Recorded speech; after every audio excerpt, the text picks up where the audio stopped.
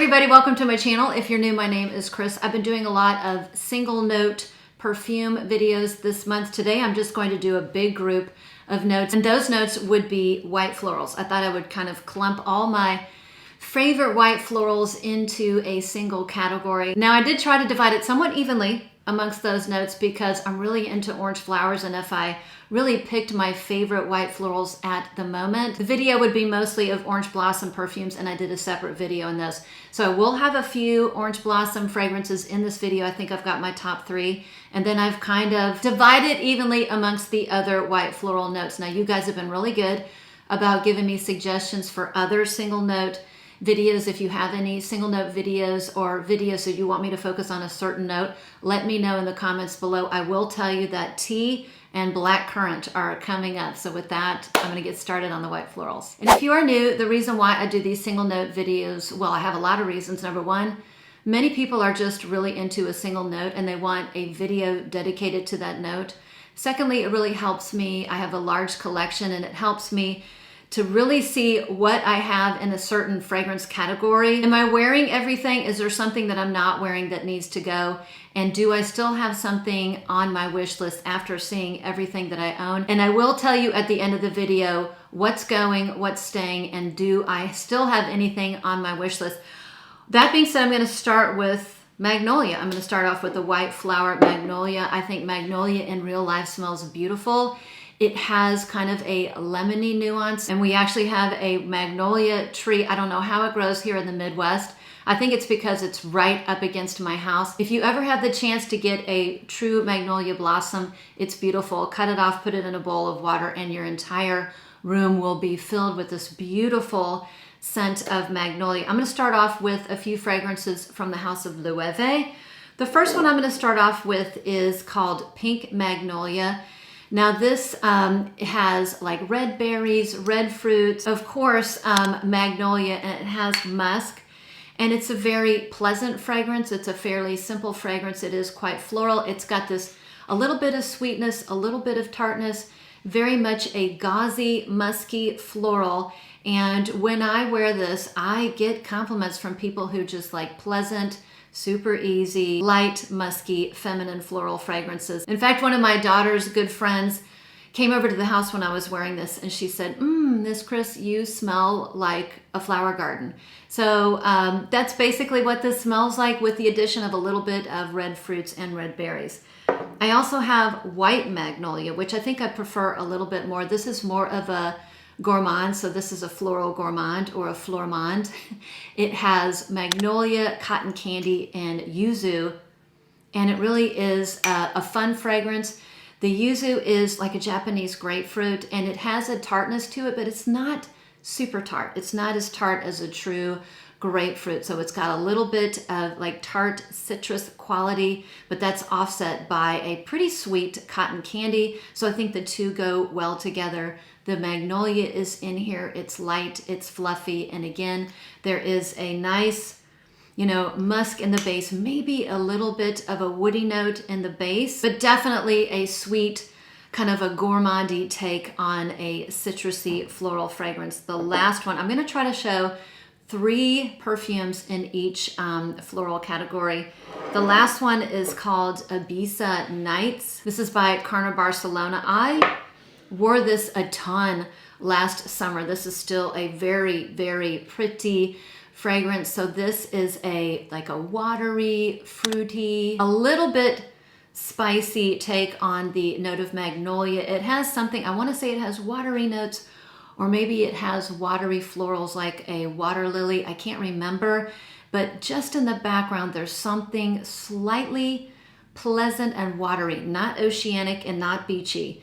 It's sweet. There's orange and pear, so the orange and pear give it a nice sweetness, and the sweetness leans a little bit on the syrupy side, which is really, really nice.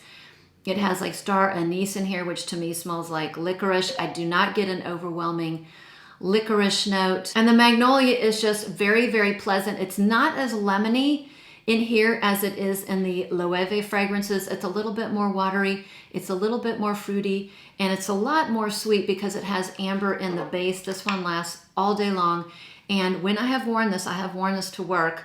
It has been one of my most complimented fragrances, has great lasting power as long as I give it at least like 5 to 8 sprays. So my Magnolia scents. This was hard, only including 3 perfumes in each category. But for my tuberose fragrances, one of my favorites is by Le Galion. I've shown this many, many times. This is a gorgeous, light and airy, soft tuberose that has that banana-esque vibe. A lot of white florals, particularly lily and tuberose, can go into that kind of banana vibe. This definitely heads into that direction. So it's a little bit green, a little bit banana-esque. There's a slight amount of there's pear in here, so it gives it a little bit of sweetness. It's airy, it's soft. This is a fragrance that I pull when I have somewhere really nice to go, like a special occasion. I'm going to be surrounded by a bunch of people, but I do not want to offend them. So this one doesn't have a huge projection, but I can smell it in my little tight scent bubble. The only negative, well, this doesn't last very long. I don't really care. Typically when I'm wearing it, I'm using it for something like a nice occasion where I don't need it to last all day, but it's hard to find. So it's hard to get samples. I will try and find places where samples are more available, but it's absolutely beautiful. But if you have smelled it before and you want to get a bottle, I know Fragrance Net carries it. It's so pretty. The next one is kind of a combination of jasmine and tuberose. I personally get more tuberose, so to me this is a tuberose, jasmine, and sandalwood fragrance, particularly in the dry down. This is Gardens of India. I'm wearing 2 fragrances right now. Gardens of India is actually sprayed on my dress. It's so pretty and light and soft. Another soft and airy fragrance. I don't have anything off the top of my head that smells remotely similar. It has a certain creaminess to it, and maybe that's from the sandalwood. The sandalwood does come out a lot more in the base, but the opening are these beautiful, soft white florals. Again, tuberose, jasmine, non-indolic at all. Very easy white florals to take, even if you're not a white floral lover. And samples are pretty easy to get. This one is another one that, at least on me, if I spray on skin, it wears lightly. I can get it to last a lot longer on skin. And oh my gosh, a fragrance of mine that I absolutely love, you know. It's very famous, Blanche Bête. This delicious tuberose, and I get a heavy coconut in here. I do not think coconut is part of the note breakdown, but to me, this is like tuberose petals that are saturated in a coconut oil, and then you dip them in a bowl of cream or sweet cream or milk. You dust a little bit of cacao, and there is this beautiful botanical ambrette, which is a botanical musk. Oh my gosh, it's just so beautiful and delicious. I used to think this was only for cold weather because it wears, at least on me, if you are heavy on the trigger, it can be a little bit much in the summer. I have learned this is gorgeous in the summer because of that coconut vibe I get. If I'm, light on the trigger, absolutely stunning and just beautiful. One of my favorite tuberose fragrances. Okay, most of these fragrances, because this is a best of category, are on the mid to high side. I wanted to make sure I threw in a very affordable option. So now we've got Neroli, and Neroli essential oil. A lot of people don't know the difference between Neroli and orange blossom. There's a small amount of difference. They're both extracted from the bitter orange tree. It's just the process of extracting them that's the difference. And without getting into the weeds, I'll just leave it at that. Orange blossom is a little bit more sweet in my opinion. It has more of a honeyed nuance, whereas Neroli can be a little bit more bitter and has a little bit of a green quality. So those are the differences to me. And the most affordable Neroli fragrance I have in my collection. Now I try not to show discontinued fragrances, but I will show them if you can still get them. This is by, I think it's Elizabeth and James. Yeah, Elizabeth and James, and this is Nirvana French Gray. I'm one of the people that I think I really like the packaging. Some people might think it's hokey. I like it. I think I have almost every one in the collection except the rose one. I did not like that one. It smelled a little bit potpourri-ish to me.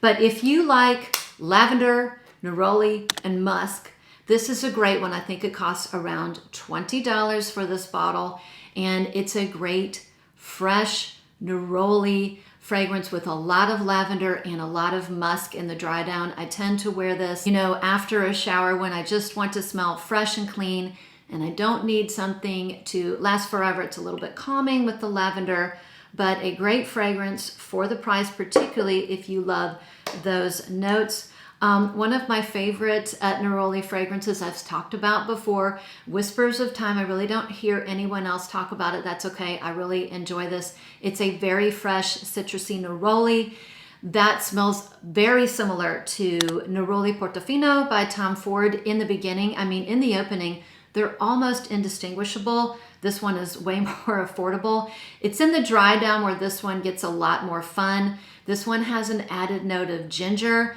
and cedar in the base. And I think there's vanilla in here because in the dry down, it smells like delicious Fruit Loops. I get a lot of compliments when I wear it. People say I smell fresh and clean and delicious. I have worn this to work and I absolutely love it. Very citrusy, light, and the great thing is these go on sale a lot.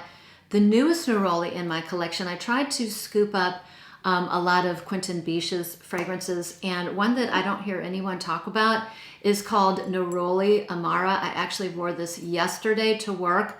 Got lots of compliments. People said, oh, you smell so good.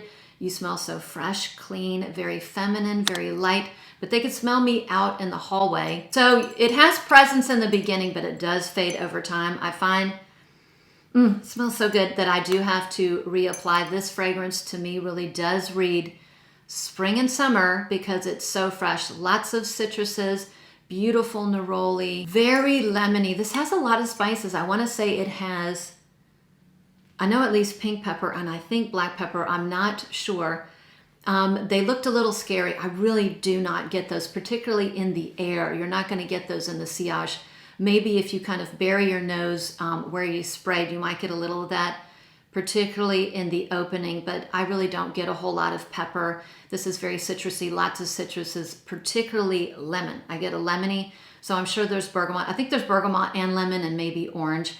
So you must be a lover of citrusy fragrances and clean and fresh fragrances. If you are, this is absolutely lovely and another gorgeous Quentin Biche creation. The one I know a lot of you like for me to tell you similar fragrance profiles. The one that smells, this is similar to another Quentin Biche creation, Fleur Narcotique. However, this is a lot more citrusy. That one is a little bit more floral. It's more musky, whereas this one is a little bit more clean and fresh. So 3 really nice Neroli fragrances. Okay, on to my current favorite floral category, the Orange Blossom. And again, if I didn't limit it to 3 fragrances per each category, there'd be a lot more Orange Blossom fragrances. I'm choosing my 3 top Orange Blossom fragrances right now. You've heard them before if you saw my Orange Blossom video because I am currently loving them. Let's just start off with Au Fèminin by M. Micallef. Again, a beautiful Orange Blossom. This one has a lot of petit grain, and neroli.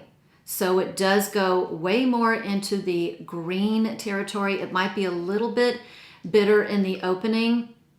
So if you do not like neroli, if you do not like petit grain, if you can't take any of that, you probably won't like this fragrance because it's pretty prominent in the opening, but I find it fades and then you get this beautiful, very realistic, sweet Orange Blossom that has a little bit of an ambery sweetness in the dry down.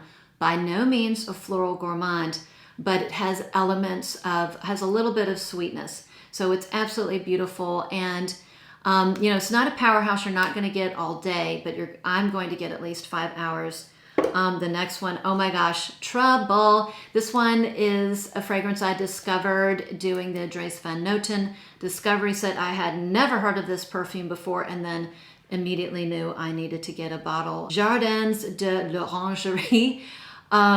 This is a very different Orange Blossom fragrance. It's very milky. It's very creamy. I think it actually has milk. It has lactonic elements, but it does not go sour. It's not, well, at least on me. It has a sweetness to it, almost like the milk is a sweet cream. My husband actually thinks this smells like there's a marshmallowy sweetness. It's not that overly sweet to me, but for someone who does not like gourmands like Pat or other people, it will feel a little bit gourmand, particularly if you're super sensitive to anything sweet. This is so absolutely beautiful. So it's got that sweet, milky, creamy floral nuance or quality. There are other florals in here. I want to say there's jasmine and maybe a bit of a yellow floral in here, but the orange blossom is the star. And if you love a beautiful, very realistic orange blossom with a milky vanillic sweetness, this one is so delicious. And probably if I had to choose a favorite, it would be Solar Blossom, which you have heard me talk about before. This is a very somewhat linear fragrance, somewhat simple. This is orange blossom, vanilla, some other white flowers. I want to say there's jasmine. There is a hint of jasmine. I do pick up the jasmine, but it is so beautiful. And I am super picky with my jasmine. But make no mistake, the orange blossom is the star. Absolutely beautiful. I will say that these two are similar, and sometimes I wear them side by side. Sometimes when I can't decide which one I want to wear, I'll wear one on one arm, one on the other, and then spray one on, my torso. The difference is being the sweetness in here is more vanillic, but it's not gourmand. Again, if you're sensitive to vanilla in fragrances and you do not like foodie type of fragrances, you're going to pick up on the vanilla more. This one has less of a vanillic sweetness, a little bit more of an ambery, kind of a darker sweetness, like a little bit of a darker ambery sweetness in the dry down. And the big difference is this one is a lot more green and can be bitter for people because of that Neroli and Petit. But my top three Neroli, orange blossom fragrances at the moment, I just adore them. So for the next category, Lily of the Valley, Freesia, and Honeysuckle, I only have one fragrance per category. My favorite and one and only prominently Lily of the Valley fragrance, boy, that's a tongue twister, is Lucky. This is really, really pretty. I don't have a lot missing because this is a really good work fragrance for me, but I do have to go light on the trigger, not because it's a powerhouse, just because, these fragrances tend to have a lot of musk in them, and some people are super, super sensitive to musk. I think it's just beautiful. I want to say the notes are, or at least the notes listed are white flowers, solar notes or ozonic notes, and Lily of the Valley. So it's a beautiful Lily of the Valley fragrance. So it's floral, it's a white floral with a little bit of a green hint. And ozonic notes for me typically translate into something that's watery and fresh without being aquatic. So it has a freshness to it. It's green without being screechy. It's fresh without being too soapy. Beautiful light wearing. I love it. Let's see. I only have one. Well, I have two fragrances with a note of Freesia, but this is by far my favorite.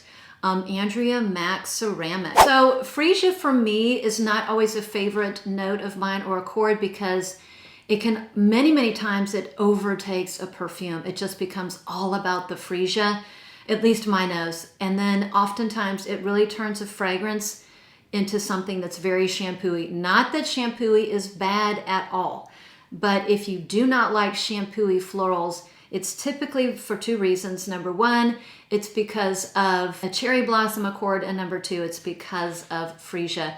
Now this Freesia is very soft, it's very creamy, it's very spa-like. This is the epitome of, clean laundry, but it has a lotiony quality to it, almost like you took a big, beautiful, like a fancy ceramic bowl, you coated it with a very luxurious face cream, then you put your best fresh laundry down, and when you pick the laundry back up and you smelled it, it would have all those aromas kind of combined.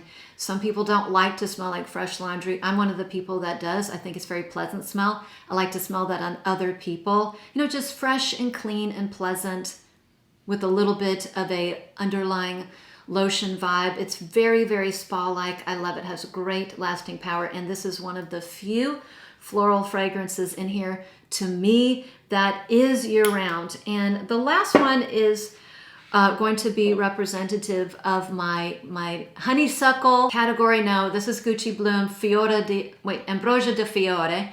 And I bought this because one of my best friends, her signature scent is Gucci Flora. I love it on her. Didn't want to get it because that's her scent. And I love honeysuckle. I've said before, I'm always looking for that perfect honeysuckle fragrance ever since Kate Spade, the original, years ago. I do not know why they discontinued that fragrance.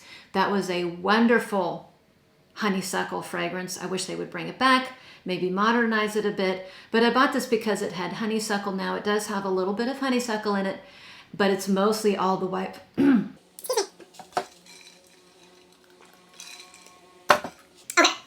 It's mostly all those white florals, I'm sure. Jasmine, tuberose, gardenia, maybe a little bit of lily, a lot of jasmine. And I really, really wish there was more honeysuckle, but there isn't. And I think that's why I don't pull for it as much, even though I think it's a fantastic designer floral that is affordable, on the affordable side, particularly on the gray market. Okay, next category is the note or accord of gardenia. I think gardenias in real life smell absolutely beautiful. I live in zone 7, so gardenias are super, super hard to grow. Certainly they are not perennials. I wish they were. I've tried to grow them in the summer and they're very, very delicate flowers. But if you ever get a chance to smell a real gardenia in nature, they smell so incredibly beautiful. The interesting thing is that some perfumers haven't quite, or scientists or chemists haven't quite figured out how to extract the gardenia essential oil. So anytime you have a fragrance that has the accord or the note of gardenia, it's because they've added a bunch of other notes to try to create that accord. You're not smelling the true gardenia essential oil from the gardenia flower. Maybe one day they will be able to extract it, but that's why it's very hard, at least for me, to find a gardenia-centered fragrance that smells realistic. The next 3 have a really pretty note of gardenia in them.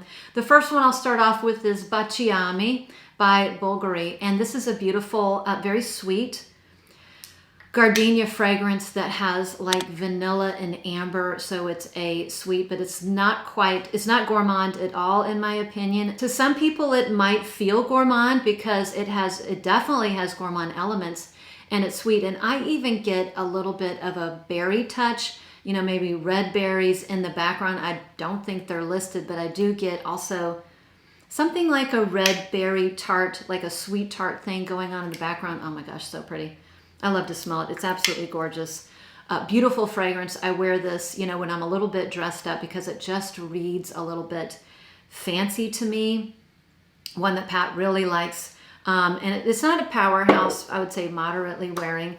The next one is a newer pickup for me, bond number 9, New York Gardenia. So when I first got this, you know, the opening was, I was a little bit disappointed with the opening just in the beginning. And I'm going to say like the first 2 to 5 minutes. If you can get past that, it falls into the trap of gardenia being a little bit synthetic because it is not from a true essential oil from the gardenia plant. It smells a little bit synthetic, but as it dries down, it becomes much more realistic. It's green, it has a greenness to it. I'm not always a fan of super green notes like stemmy, leafy notes. It definitely has a greenness to it, but it's not overly green. It's not screechy. It's not headache inducing. Very, very pretty. Becomes a little bit, there's a touch of an earthiness in the dry down. And it's either from, I want to say there's a soft wood or vetiver in the base. This one has really, really good lasting power. In fact, when I first got it, I sprayed it on a card and I had it in this room, which is my library, and we kind of go in and out when we go outside. I came in 24 hours later. The room smelled like this fragrance just from being sprayed on the card. So I have to be really, really careful with this, otherwise it can be a little bit too much. And the last one is not like a gardenia solar floor. Again, it has, you know, kind of the trifecta of white flowers, tuberose, I'm sure orange blossom, but it does have a prominent note of gardenia. A lot of people have this was so hot and popular for a while in the fragrance community, and then like nobody talks about it anymore. I think it's still very pretty. It's a very, very sweet fragrance. It actually, to me, is a floral gourmand because it has a lot of vanillic sweetness. It also has peach and a beautiful creamy sandalwood in the base. The only other floral that is a year-round fragrance because it does well in the cold. It's very long-wearing, it's very strong, and it has that sweetness, so it does well in the colder months. Another one that is a big, big compliment getter. People just think this is such a pretty fragrance when I wear it. And the last category, which can be a tricky category for me, is jasmine. I don't love all jasmine. I don't like indolic jasmine. In fact, the most famous jasmine fragrance, in my opinion, is Alien, and I did not get along with that at all. I mean, I really enjoy Alien Galatas. I've shown that before. So you guys know I enjoy that one in the summer. I have one very high-end and two very, very affordable fragrances. I haven't shown this next one in a while. It's one of my very favorite jasmine fragrances of all time, and it's an utter cheapie. And I stopped showing it because I thought it was discontinued, or it might be discontinued. I'll have to check. But now it's available again. I was so thrilled. And it is just one of the best bangs for your buck. Roberto Cavalli Paradiso, the original. There are a lot of flankers that spun off from this one. Several of them I haven't even tried, just because it's like, why? I enjoy this one. This one's great. I don't need to try anything else. It's a very, it's a terrific designer fragrance. I think it's like $30. I got mine for $30. The bottle is very beautiful, very substantial, and it has elements that I love. So it has a pretty jasmine that's slightly sweet, not indolic at all, does not smell like pee-pee. Sometimes jasmine can smell like pee-pee. It has a citrusy freshness in the beginning. It's very citrusy. It's very Mediterranean. And it also has cypress in it, so this beautiful cypress note. So the jasmine, the cypress, and the citrusy elements make it, to me, a very Mediterranean fragrance. This is a perfume. When I first got it, I sprayed it on a shirt, and I ended up not going out with that shirt. I ended up changing my mind as to what I was going to wear that day, put the shirt back in my closet, came back, and then like the next day, I could still smell this perfume on my shirt or blouse. It has tremendous lasting power. So, I mean, it's not going to be for everybody, but I think it's one of my favorite affordable fragrances.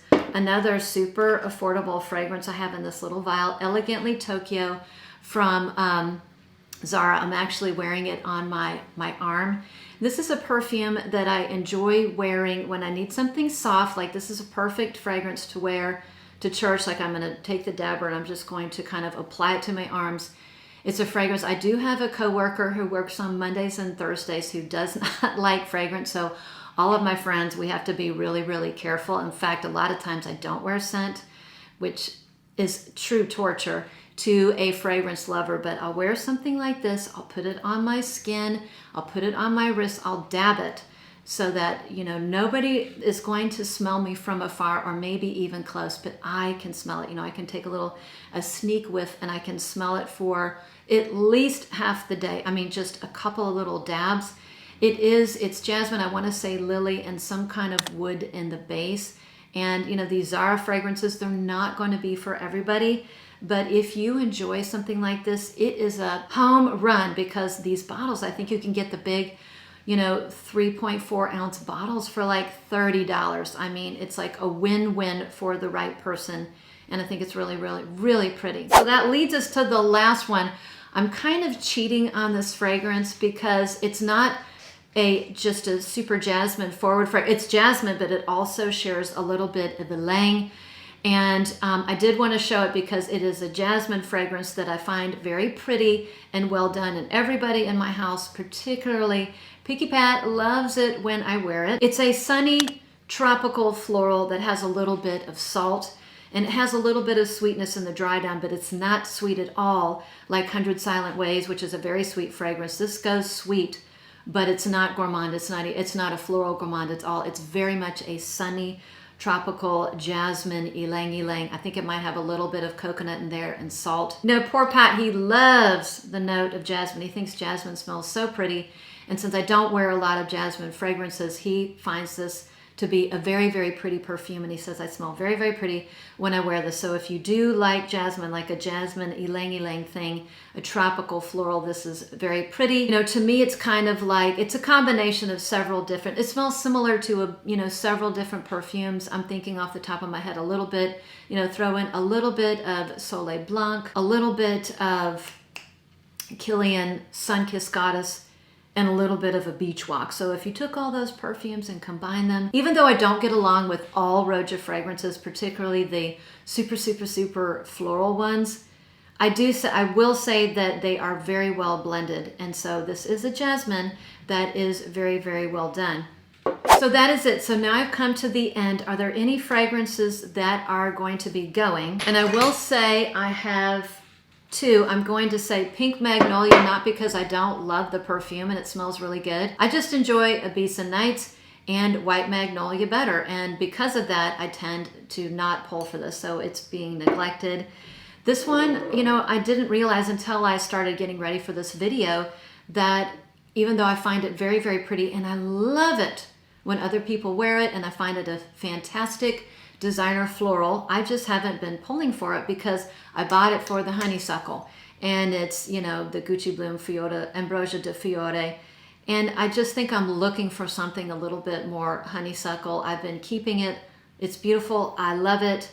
But I don't know, it might be on the chopping block because, you know, when I want to wear something honeysuckle, this doesn't quite fit the bill. That is it. You know, I do have two fragrances on my wish list. I was actually thinking of getting a full bottle of Elegantly Tokyo, but then when I look at all these beautiful white flower fragrances that I have, and I do have some jasmine perfumes that I really, really enjoy, I find that I do not need to upsize to a full bottle right now. And this is great. I mean, you do have to be a little bit careful. I might decant this into a little bit more of a substantial sprayer because when I put this in my purse, I'm a little bit worried it's going to snap. But it's just perfect for that little, you know, dab, touch up, church, lunches, again, you know, work when I don't want to bother anybody. And the other fragrance that was on my wish list, and it's another fragrance that does Gardenia so well, and it's Chanel Gardenia from the Les Exclusive line. That is absolutely on my wish list, but seeing that we're heading into fall and seeing that I won't be wearing a ton of, you know, floral, particularly these fresh Gardenia centered fragrances, I'm not going to buy it this year. It was on my wish list, my upcoming wish list. I'm going to put it off for next year and then I will see how I feel, but it's such a classy fragrance that I do think I would love to have it in my collection. And that was it, my white floral fragrances. If I didn't talk about your favorite white floral fragrance, I know we would all love to hear about it in the comments below. Thanks again for sticking around. Thanks for watching. Thanks for everybody who is subscribed to my channel and always gives me a thumbs up. I really appreciate it. And with that, I'll see you on the next one. Stop trying to change who you are.